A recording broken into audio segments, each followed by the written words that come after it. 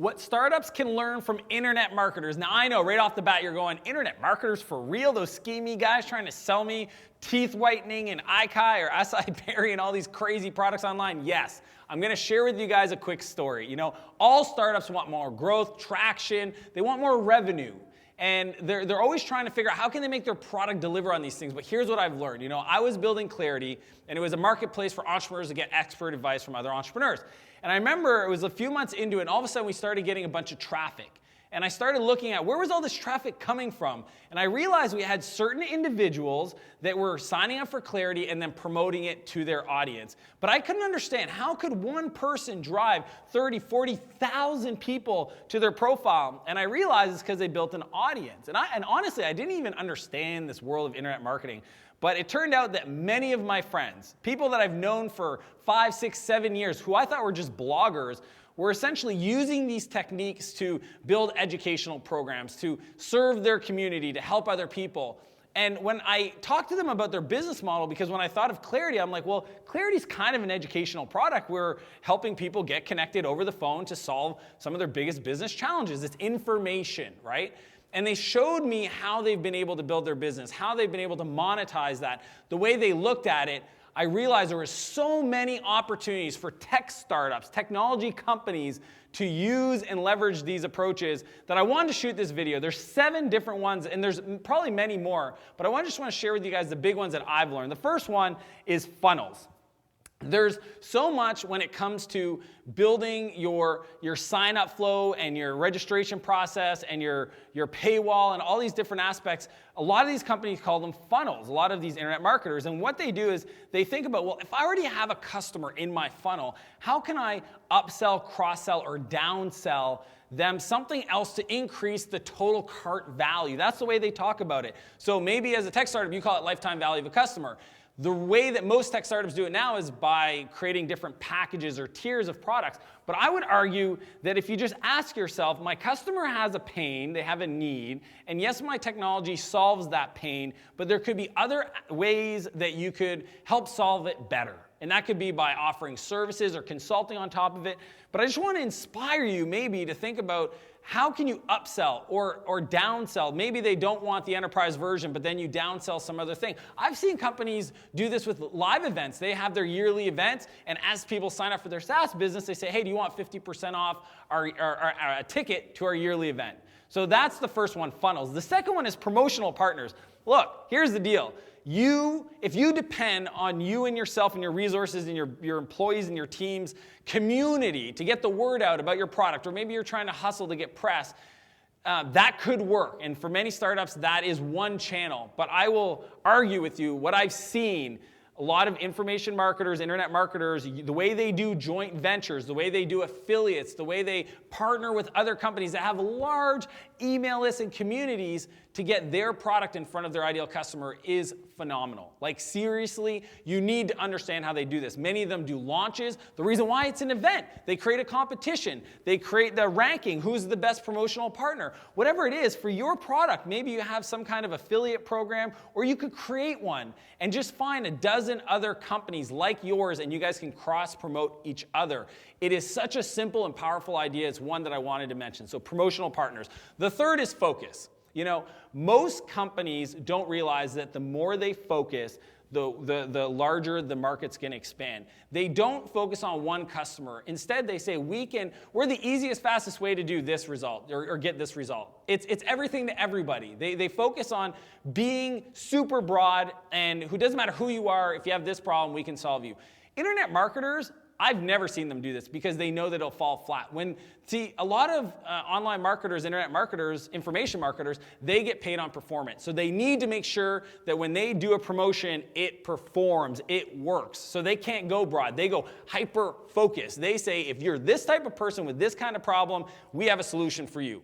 And that is a huge thing. So that's number 3. I really wanted you guys to learn and understand that if you don't have a number 1 customer avatar, that you don't really have a focus for your marketing and your initiatives. So that's number 3. Number 4 is copywriting. I mean, I'm guilty of this. I'll be honest with you guys. In the early days of building startups, I just thought, whatever, you label a button, you create a homepage, you write some marketing copy, you set up some emails, whatever. It doesn't matter, just get it done.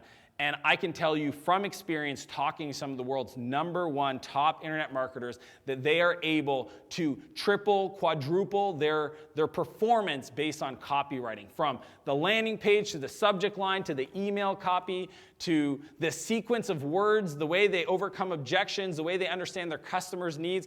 And yes, they are selling. Don't think selling is a bad word. Selling is conveying enthusiasm for your product. It's coming from a place of integrity. If you truly believe if somebody uses your product that they will be better off, then it is your responsibility to do whatever you can ethically to get them to use that product. And copywriting is such a huge way to do that. So that's number 4. Number 5 is paid acquisition.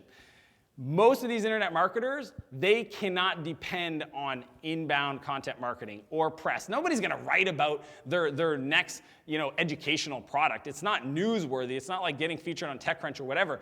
But they focus on paid because it scales. They focus on different channels that they'll go test because they understand their economics in their business. They understand the unit economics. They understand if I spend $3 to get this email, that email turns into $20 revenue over the next 12 months, and they're willing to find other channels to scale that. So startups is all about repeatable, scalable businesses, but many of them, when I talk to them, I go, okay, what are you doing for paid acquisition? And they go, oh, well, we've tried Facebook ads. We've tried doing some stuff. No. It's not about trying. Okay? It's about dominating. It's about deciding I need to make this channel work. I need to make this channel work. It's not about dabbling or playing around. It's getting it to work 100%. So paid channels, if you've never done this at scale, trust me, I call it building a growth engine. Paid is part of that. Once you understand the economics of your product and lifetime value and your churn rates and all these other metrics, you need to be focusing on paid to scale the business the biggest way, fastest way possible. So number 6 is email marketing. This to me is the fun one. I had no clue how powerful email marketing is. I got to be honest. Even though I did it fairly well, we've been written up. Clarity got written up as like the best emails ever sent by a startup because of the things that I was learning. But the truth is there's so much more you can do. Things like creating goodwill. It's if somebody comes to your website and you don't collect their email, maybe by creating value for them, giving them some kind of ebook or PDF or content on your blog, getting that email and then nurturing that relationship, using it and then making offers within that email to get them to sign up for your product. Once they're in that funnel, use that funnel structure to do an upsell, downsell to increase the lifetime value of your business.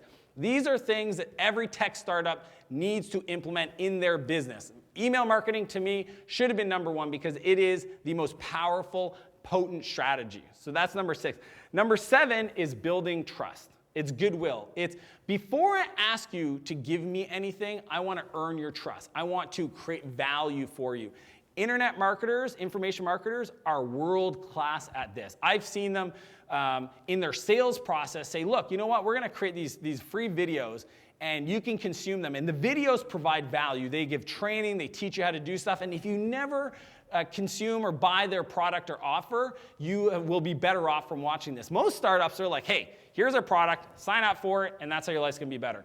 There's so many better ways to actually sell or get people on board. And the way I look at it is goodwill is something you earn over time. It's creating so much value that they feel like they reciprocate. I mean, a lot of people know about Evernote and the freemium business model. A lot of people upgraded for Evernote to the paid version just because they felt almost a sense of responsibility to pay for something even though the free version would have continued solving their problems. And that is the level of goodwill over time using email, because email shows up in their inbox. It's still the highest performing marketing channel. It's something you have to do. So I just wanted to share these 7. I'm going to quickly recap. So number 1 is funnels. Okay, so make sure that you think about how can you increase lifetime value by upsells, downsells, and cross-sells. You guys can go Google and learn more about those. Number 2 is promotional partners. That's the word I like to use. Some people call them affiliates, joint ventures, JVs, etc. Getting partners in your space that you guys can start promoting each other to get more customers. Number 3 is focus. Getting your number 1 customer avatar nailed. 4 is copywriting. How do you get your words to sell? Even free content needs to be sold. Don't kid yourself. It doesn't matter what it is, it needs to be sold. Copywriting will help you do it. 5 is paid acquisition, building that growth funnel, building that channel to get a lot of people in the system, in your funnels to scale the business. Number 6 is email marketing. So really thinking about how do you build goodwill and communicate and what's the message and the information that you want your customer to learn over a period of time. And number 7, which is the whole package, is creating goodwill for your customers by value first, building their trust. And over time, they will eventually, when they have the need, they'll think of your business and they will sign up. That is number 7. I want to invite you to subscribe to my channel if you're not, to share this with somebody in your world, a tech founder, somebody starting a new technology company that's already trying to scale and increase their revenue. Share this video with them. I want to challenge you to live a bigger life and a bigger business, and I'll see you next Monday.